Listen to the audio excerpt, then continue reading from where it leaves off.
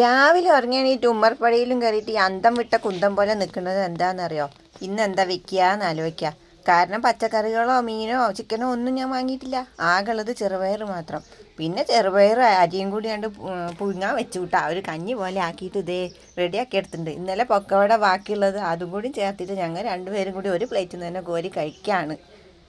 നമ്മുടെ അച്ചൂട്ടി പിന്നെ എല്ലാത്തിനും അഡ്ജസ്റ്റ് ചെയ്തതുകൊണ്ട് എനിക്ക് സമാധാനമായി കേട്ടോ. പിന്നെ അതെ ഞാനും കൂടി ഒന്ന് കോരി കഴിച്ച് നോക്കിയപ്പോൾ ടേസ്റ്റിന് വലിയ കുഴപ്പമൊന്നുമില്ല.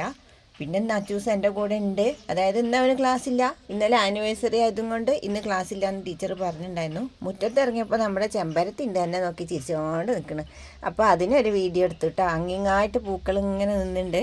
ചെമ്പരത്തി വീഡിയോ എടുത്തുകൊണ്ടിരിക്കുമ്പോഴാണ് അപ്പുറത്ത് ഒരു ചെടി ഉണ്ട്, ഒരു വയലറ്റ് പൂക്കളൊക്കെ ആയിട്ട് അതിങ്ങനെ നല്ല മണിമണി കായൊക്കെ ആയിട്ട് ഇങ്ങനെ നിൽക്കുക.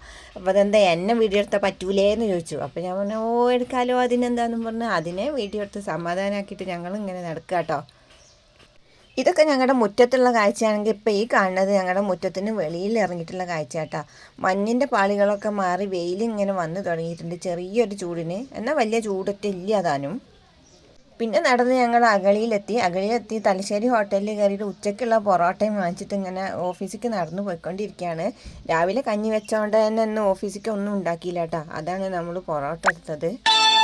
ഇന്നലെ ബേക്കറി കയറി വാങ്ങിയത് സ്വിസ് റോളാണെങ്കിൽ ഇന്ന് വാങ്ങിയത് ഐസ്ക്രീം ആട്ടോ.